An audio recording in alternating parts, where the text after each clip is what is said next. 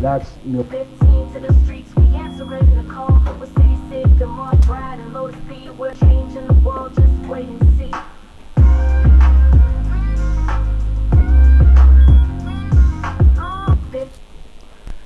welcome back to 15 to the streets. We got my man Brad Fax in the building today. What up, though? We got a special guest coming in later on in a few minutes. This is City Sid. We here. How you doing, my guy? I'm always great, Sid. Anytime you see me, I feel like it's I feel like it's good to be seen, and I'm fantastic. Come on. I ain't got no complaints. Who's gonna listen anyway? So I'd rather do something. I'll listen. I don't want you to listen. You know, because sometimes that's all we need, though, is just to vent. You know, like I be thinking about myself. Sometimes, man, I just want to vent. I got outlets, though. Yeah. You know, and I think it's important to have outlets just in case the person that you would typically vent to is unavailable. Yeah. Some outlets are creative. Some are just typical outlets where I might sit alone, process some things, and then get back to it. So, you know. But you need that, because if you sit on it, man, then that's when it boils and then it festers and it creates something. You know, your mind gets to it. That's why I say I have an outlet. Yeah, that's what I'm saying. Yeah, it can implode. And it'll really hold you for real. I spent enough time in the hole, you know. Straight up, I spent enough time in the hole to know. Man. I was pissed off. Then it just the ebbs and flows of anger. You know what I mean? I was like, And then you be sitting in there, you'll be processing then, huh? Yeah. You'll figure it out. I used to hate going to the hole, right? Because everybody knew I rap. You know what I'm saying? So, and I would go to the hole, hopefully quietly, so wouldn't nobody know I was down there. Yeah. Once they see my name on the door, they're gonna be like, B, let me hear something. You know what I'm saying? So I was laying in the bed one time, and my guy was down there. He had been down there for like 2-3 months. And he seen me come in to get processed in the hole because he was coming from the shower. I didn't think he seen me. So I went in there, made my bed and laid down. And somebody in the hallway was like, dog, was that Brad down there? He was like, yup, that's who that is down there. I said, man, it's starting to toll on me. So I ain't really get no peace, but no, I definitely understand, man. People should have. I never did no whole time. Really? I wasn't there long enough. And man, you know something? When I first went in, my biggest fear was being locked in that cell in Washington. When you first get there, they got the bars. How much time did you do? I did 27 months. I probably did 27 months in the hole in total. Yeah. Probably more than that. Yeah. Because it was a time where I was like, man, 20 years is a long time. No, see, and it would have been a different story if I had. You know what I'm saying? And here's like, D right here. Yeah, 20 years is a long time as a young man. Where's D at, man? Incarcerated individual at Washington State Penitentiary. This call is not private. It will be recorded and may be monitored. If you believe this should be a private call, please hang up and follow facility instructions to register this number as a private number. Please note, due to recent federal legislation, some of our services may have changed. Please visit securishelp.com and search FCC order for details. Thank you. To accept this free call, press 1. In Washington? To refuse this free call, press 2. If you would like to permanently block your number from receiving calls from this facility, press 6. Damn. To accept this free call, press 1. To refuse this free call, press 2. You know, I got you. Damn, I messed call up. Back. To my man. It's all good. It's all good. Man, I'm a techie too, so it bothers me when it's all good. No worries. It's all good. It bothers me when I'm messing up. He knows something is going on. He knows he probably was trying to figure something out because that's the D for you. Yeah, because he get 2 calls at the same time, and it's like, oh man, come on. Back. But yeah, I only did 27 months, man. Don't but say I know, only, don't. Yeah, I know. That. No. But you know, if I had been given a 20-year sentence, I would have had a whole different attitude because I would have went in there angry. I'm gonna tell you something too, man. It's liberating, and it's gonna sound funny. It's liberating. I'm not gonna say it's gonna sound funny. It's just genuine. It's liberating to say what you feel, and what you think to people who are in a perceived position of authority. Mm-hmm. You know what I mean? Mm-hmm. Like, that's why it was so important for the guys that was going home to cuss the police out for us when they was on their way out the door. You know what I mean? Yeah, so This call is not it's like I got something to say to you. I've been wanting to say this to you for X amount of years or months or whatever. Private call, So, please hang up and that's follow how I was the at first. instructions to register this number as a private number. Yeah, Please angry, note, frustrated. due to recent federal legislation, some of our services may have changed. Please visit securishelp.com and search FCC order for details. Thank you. To accept this free call, press 1. To refuse this, thank you for using Securus. You may start the conversation now. D. Nelson. Yo, can y'all hear me? Yeah. Yep, Can D, you what's hear happening? Oh, be fact. What's up, bro? Sia hung up on you before I told him. I said, Sia, I said, See, you now gotta he, call man, that back, ain't how man. we do it in the joint, man. We don't be. I'm just joking, D. Sia had a brain fart, man. I said, see, he gonna call back. Don't worry about it, man. Man, you know this technology, I love it. But then, man, when it get the best of you for a second, man, I be irritated. Like, man, it got me. What's up, D? Yeah. How you feeling? And I'm trying to, is everybody present? We waiting Yeah. on So we're gonna bring him in right now, Mr. Ellis, Mr. Andre Lee Ellis. Mr. Andre Ellis. Don't act like you don't want to be on camera. I know how much you Come love on camera. in. That's my brother right there, man. Hey, his cousin called me today. Hey, How you doing? man, you know I was doing everything. That's I why know. I look like this. That's okay. That's, we got, Doing everything that's why you look like everything. Doing everything. That's why I look like this. Like everything. Good. how you Yeah. good, How man? you doing, Dre? Man, great. And we got my guy DeMar D. Nelson. He's at the Walla Walla State Penitentiary in Washington. How you doing, brother? Hey, what's going on, brother? It's a pleasure being space with you. I'm trying to make sure I can hear y'all correctly, man. And I'm excited to hear about you. I read up on the profile they sent me, man. You're an accomplished man out there, man, doing a lot of positive stuff in the community, man. What a blessing, man. What a blessing. Yeah, certainly I'm blessed and I'm happy to be a blessing too. How you doing this day? You gotta put your level on right here. Say that again. How you doing today? I'm blessed, man. You know, I'm really just give God thanks. So my past physically is today. I'm just waiting on it to all materialize. So, you know, it says, man, you know, pray and ask and believe as you have already received. So my lifestyle lately has just been just giving thanks, man, and just acting, moving like I already received. I'm just getting ready for my blessing every day, man. So thank you for asking. You know, it's interesting, because my life has been theater for so many years. Of my life, it was theater as a writer, as a director, as a actor, you know, an instructor. It was theater. And so oftentimes I landed in roles that I had to play and deal with spaces and people, stuff and things that I had to react or act to. And I had to just conform to that and make it happen. So I'm not sure what one has to do every day to deal with how you have conquered what you've been dealing with.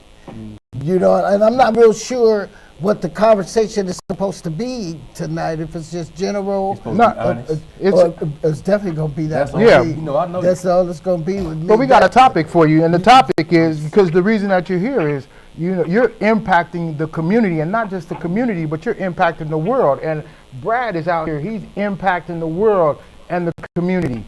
D is in prison, right? And he's impacting his community in prison, but he's also impacting the world, you know? So everybody is doing something, so it can't, you know, you can't give just one side of prison reform or change without having prevention, right? So this is prevention. Go ahead, D. Sorry about that. D. Okay, I'm sorry. Go ahead. Yeah. No. I thought you were going to say something. Can you hear me? Yep, I hear you. No. Go ahead. I'm listening. Oh, okay. I'm in the day room right now. I gotta get my phone listening. Oh, okay. No, I was gonna say to Andre to kind of touch on that, what you said, because I think that's interesting. That's an interesting perspective because a lot of people feel like that, but don't really know how to articulate. So, just to speak from the perspective of somebody that's been on the inside, who spent half my life inside, and then outside, I got both perspectives. In traumatic situations, you just look for that normalcy to kind of incrementally creep back into your life. But as you know, there's a quote by Viktor Frankl in the book Man's Search for Meaning, where he says, "An abnormal reaction to an abnormal situation is a normal reaction." So that's kind of what it is. You just find the normalcy in the new reality that you face with. No matter if it's prison, no matter if it's a new job or a relocation to a new state, you just kind of find that normalcy and you find things, small things, some big, some small, that reminds you of who you once were. You cling to those things, whether it's a dream or an aspiration or something like that. And then before you know it, there's no effort put in at all. It just becomes second nature. But you have to be conscious of it because otherwise institutionalization can creep in, and it's hard to undo that when you don't realize it's happening to you. I mean, I just think it's incredible that I've met so many men, black men especially, who have been in prison 10, 15, 20 years and have come out here and are mastering from what I see. Yeah, for sure. From what I see, I mean, I'm not sure what we speak to behind the scene when we talk about the traumatic, effect that it can have on one and how you deal with that at night when you're trying to sleep and it's creeping back in your dreams. I'm not sure about any of that, but I'm admiring that because of from working with the prison system myself, with the youth especially. I'm finding that those of us out here are more in prison in our minds Come on. than those that are incarcerated, and that's how come we can judge them and lock them away. Yeah. But not recognize that we've been judged as well, and that's why we live in such a locked-in, sort of in prison kind of society. Everything's a pipeline to prison. Everything is. You know, someone asked me to write a resentencing letter for him, right? And I wrote that letter, and then I had to speak on Friday, right? Last week? Yeah, last Friday. So I wrote this speech that I was going to say for this fundraiser thing. And then I wrote this letter, and I was like, no, this letter explains it better than a speech about me could ever explain it, right? And the whole letter was about how guys in prison who were serving lengthy sentences like D and like Tony Hamilton and Carlos and a bunch of guys just kind of like took me under their wing, and I learned so much from some guys who, as we would say, are serving Buck Rogers sentences, right? But they was doing the work inside, right? So I said in the letter, I said, my freedom is no longer just my freedom, because there's people that are doing some amazing things that if they had this opportunity, they would love this opportunity. So I can't squander this opportunity because there's too many people that are that have lost. You know what I'm saying? That will never have this opportunity again. And they're gonna get it because we're gonna keep pushing, But yeah, that part. But everybody don't make it. Yeah. No, they don't.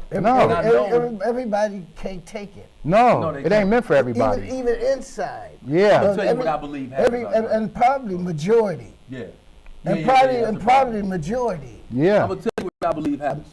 So, and this is just from my own personal assessment, from seeing people who I know personally that have gone through that didn't really make it out mentally or morally, for that matter. So when you go through a hard time, life is filled with the ebbs and flows. There's ups and there's downs. There's highs and there's lows. There's sad moments. There's moments where you rejoice in and you find happiness in. And there's a time where you have consequences that don't make you feel too good, but the rewards on the other side of that coin make you feel great. So what I believe happens is people fight against the consequence of whatever action that they committed. So when you fight against the inevitable, it's harder than it would be if you was just to embrace what's going on at the moment, because most of the time it's momentary. So like for me personally, I fought against it for a while. You know, when I had the 25 years, I was like, man, I can't do this. I wound up in a whole bunch of time. And I just made things harder for myself to the point where they put me on the 5150 hole, which is a cycle hole. They thought I was crazy because I was so young and I wanted to go to Dodge because I was waved and everything else. But when you fight against the inevitable, it makes things more difficult than it does if you was to try to find a silver lining in it and say, okay, I can make it through this. I don't care, whatever it is, you know, whatever the situation is. When you embrace the inevitable, because it's going to happen anyway, but when you find a way to embrace it and you empower yourself in spite of it and not because of it, then you come out on top or come out a whole lot better than what you would if you just fought against it and made things more difficult. Recognizing that, D. everybody just may not make it. Yeah, and I want to make sure that we don't forget D in here too. So D, what you got to say? D. Yeah, he didn't cut out. Yeah, can you hear me? Yeah, I hear you. What do you have to say about that? I think it's really just, I think that's amazing. I really have a question for the brother though, because the work that's being done to kind of cut into recidivism and to give back, I really want to focus and ask him an important question that's just burning inside of me. You know, just on how he's been able to identify what's working, because everybody's coming up with all these different ways to engage our community. But you take the sustainability model, because this is what I read, man, and what you got going on is the sustainability model. How have you been able to do something different and really connect with these youth and people out there in the community? If that's what's happening, it's by being available, by being present, by being where I am, doing what I do always. And my heart is in it. You know, brother, 4 heart attacks later, here I sit, and I'm still working. You know, and feel like I'ma still be working. So I've been able to sustain by the grace of God. You know, because money is tough to do it with. It's the funding and stuff out there can be tricky, and it's a lot of game playing. You know, everybody that look like you don't wish you. You know what I'm saying? But sometimes they wish you would. But I've been able to sustain just because it's what I'm going to do till the day I die. I mean, out of all the things I've done, I'm 64, going to be 65. Growing food has become an incredible resource or source in my life, and I have to share it wherever I go. D, I'm going to send you a video. He's got I'm going to send you this video, but he had a picture of how many boys was that in tuxedos? Oh, 500. 500 boys that he helped get tuxedos. It was men and boys. Yeah. 250 men, 250 boys. He helped, you know what I'm saying? And I mean, this is this picture in front of the county building. And it's amazing. Well, this will be our 7th year. We'll do that again in May 2025. We usually do it in the winter, but I want to do it in the summer because I want to see what the pictures look like. And everybody ain't got to freeze. They gonna shine a little hard. Yeah. I want to shake your hand on that one because when I saw that picture, I was like, man, that's real. Billboard. Yeah, that was real. Billboard. I get a little embarrassed by compliments and different things like that, and I know this might be kind of whatever, but because it's just living. It's who you are. It's just every day, and because failure is so much a part of it, and disappointment and negativity, all of that's so much a part of it, and just as surely as you can be congratulated is how fast the gunshots can go off, even while you're getting your award. It could be somebody you love, you know, and you can't help them at that moment, but you're supposed to be a hero. Yeah. You know, so I take none of the credit. God get the glory. Come on. You know, ask how I do it. I'm telling you, it's God's grace. If it wasn't for the soil, if it wasn't for the seed, if it wasn't for the water, if it wasn't for the planter, and if it wasn't for the believer and the receiver, I wouldn't be able to do what I do. Comes from the right space. Right space. Yeah. I might be taking up the whole 15 minutes. That's what you're supposed to man, do. you all right. This is what you're You're here in the for. spotlight as per usual. Oh, no. You know that. Andre Ellis' name is synonymous So with, funny. with genuineness, with honesty, with candor, with just overall a stand-up existence. Things so funny. You know what I'm saying? I remember when I was writing my book, my publisher, Miss Yolanda Rogers, shout out to Yolanda Rogers, one of my good friends. She said, "You know Andre Lee Ellis?" I'm like, "I don't think I do," but I'm thinking like I know this name from somewhere. Like, where have I seen this guy at? So she's like, "I'm gonna hook you up with Andre." I said, "Cool." So I went over there, I went by his house, and we talked the whole time. We talked. I'm thinking to myself, I know his face from somewhere, and it was from the Reformed Felons Bar, from that same year. And I had went, but didn't know him at the time. And this was how long ago? This was 3-4 years ago, maybe. Something like that, yeah. Yeah. And we've been close ever since, man. This is a good guy, like no lie. I love And I'm him not for just real. saying that because he right here. No, I know. You like for real. Like Andre is one of those people that come along once in a lifetime, man. No lie, you are. I just want to tell you. I tell people all the time, I ain't perfect, but I No. sure ain't playing. That's the Come beauty. on. That's the beauty in it, though. I said, but I sure ain't playing either. though. You know, I know. so how I met him Yeah. is Brad Sewell Okay. said, Oh, really? "Man, you gotta meet Andre, man. You gotta meet Andre." And I'm like, "Okay." I gotta meet Brad. Yeah, Brad told me to tell you, and I told him to call know at his uncle. 7:20.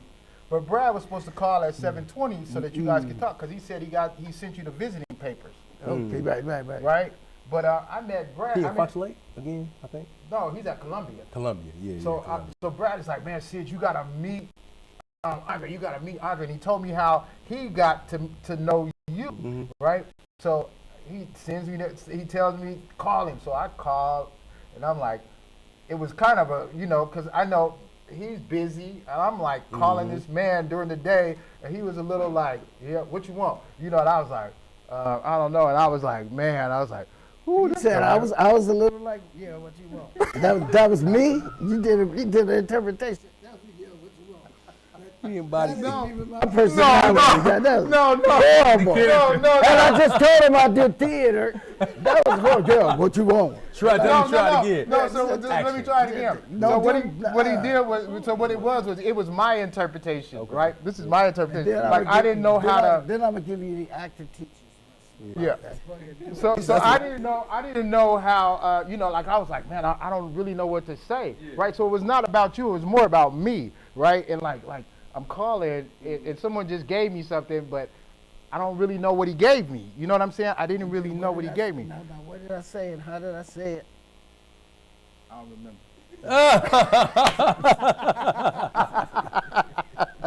I plead the fifth. But you know, when you're 30 seconds talking ago, and you're like, man, you don't know what to say, and then the person is listening to you like, what you call me for? Like, that's how I was feeling like why would this guy be calling me? He don't got nothing to say. It's not true because I've answered so many calls all day. Yeah. I get phone calls all day. So it's like throughout the night. come up with it. And for the most part, I dare not answer a call unless I know you're a pest. Yeah. If you text Andre and say, "Man, what's up? What you gonna know what's going on?" He probably sitting at home chilling, probably in between tasks. And he'll text you back. No, but But I'm saying though, like that. Yeah, phone and call you. Yeah. No, but this is the thing. Yeah. Yeah. But I said, hey, well, can we meet tomorrow? And he said, yeah. So then when we got there, it was like he showed me around, and We all go. we went to the fire garden? station. Oh, okay. And he showed, the garden. He showed me around, and we sit down and we started talking, and we just started having a conversation. And there, man, you could just see he was like, I know you meet so many people, and you gotta wade through all of the, is this real? Is this? I don't. I don't, not no more. Yeah. Not anymore. I did all that waving through. Now I just be myself, and you gotta wave. No, through. that's what I'm saying. But they gonna You read gotta themselves. do that. Yeah. Because you're going to get what you're going to get. And Yeah. then if you don't get it, you're going to get it. You go. But see, I realized he was a straight shooter. You know what I'm saying? He was a straight shooter. Yeah, he definitely So is. I had a great conversation with him, and I was like, I'm telling you. I'm coming out to Off the the farm, record. to the garden tomorrow. like Andre is Dre. No, he's really Like that guy. off the record, aside from like all of the beautiful things that he does, I'm not just all of the beautiful things that you do. When I went by his house, it felt like I was at home. It was like, Look, I wasn't gonna leave, Yeah. but he looked like you better get him out of here, man. Bridget came here. Bridget Bishop, the board member, she came here just to see you. So she not here? Where she She at? left. She was just- waiting. y'all She missed just, each other? I didn't she know y'all just missed each drove. She just stopped by just because she wanted I to was see you. running late. Yeah. So that I was says. only 3 minutes late. That's too many minutes. Yeah, she was That's a here. whole boxing No, you round. said 7:15, didn't you? Yeah. That's a whole boxing round. But it's okay because we got you here now. But that just says a lot about somebody was willing to go out of their way to stop over here just because they knew you were here. That's powerful. Yeah, but tell her, if you're listening, Miss Bishop, Bridget, Yeah. whenever you see this or hear this, I apologize, and I look forward to meeting you too. So Yeah, we're so- gonna make that happen somehow. Yeah, so I'm just saying, man, I'm like grateful because I didn't know what I was, the magnitude of what I was walking into. You know what I'm saying? So So let's escape me for a minute, and I want to talk to the brother. and we He just got left. yeah. He gone. How much time we got left? He gone, Andre. Is he gone? Yeah. Oh, he had to go. gone. 15 minutes. he It's gone. up because I was gonna ask him like, what is the thing you look forward? I know it's simple things like kissing my mother, seeing my children, but what's the one thing you look forward to most to seeing? Then let me say this first. My grandson Peanut was clowning on me one day. He was clowning. I ain't dealing with no clowning. You Right. know what I'm saying? Because he started clowning like he what clowns get. So he clowned on me. So I put him in a little place for a day. Right. That go in to check his mind out. Y'all test his mind, make sure how he Yeah, is. yeah. So he pulled him away from all his privileges, his games, everything. He didn't have nothing. And the next day when he came out, he said, "Wow, that wasn't there yesterday." Right. And it was a tall building that they were putting up next door to it. They had put some more Mm-hmm. structure to it. And I know that too. I had noticed that too. And he noticed that in just one One day. Yeah. And I said, Change. imagine if you had to do 10 years Mm-hmm. and then come home. We got to get out the way. No, we got 2 minutes. We got a minute, but I want to. So one day we did a show, right? We did a show, and I asked D what was his greatest fear, right? Yeah. And he stopped, and he took a long pause, and he said, "I don't want to die in here." Right? And the air just was sucked out of the room, right? And it was quiet because I never, like you don't hear anybody talk about it like that. So that's one of his greatest fears is like he's lost his grandmother. He lost his grandmother when I was there with him. So, but when he said that, that was like, whoa, Yeah. It's a real fear. right? So I know that for a fact. And he was my celly, and like, yeah, we got stories. So, yeah, that was his fear. But we got 1 minute left. You want to tell everybody where they can find you? Always, you can find me Cage Community Agricultural Growing Experiences, 1313 West Reservoir Avenue. We're right next to Firehouse 5, right in the heart of the city of Milwaukee. It's where we're growing food, growing lives, growing community. You can call us at 414-779-2476. Again, that's 414-779-2476. Or you can always go to our website at thecagem.com, and the gate is always unlocked. Come on in. All right. Brad, we got about 15 seconds. What you got for him? Because 15 to the streets is on its way out. I just want to thank Andre, man. That's it. Yeah. Not just for this though, for everything, man. Like honestly, Yeah. you know what I'm saying?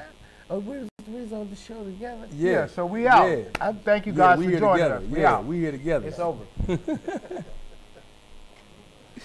Drake Hey, is crazy. so thank you, man. I like. Is he trying to book this thing? Yeah. He called me earlier. He got the copies today. That's how I feel.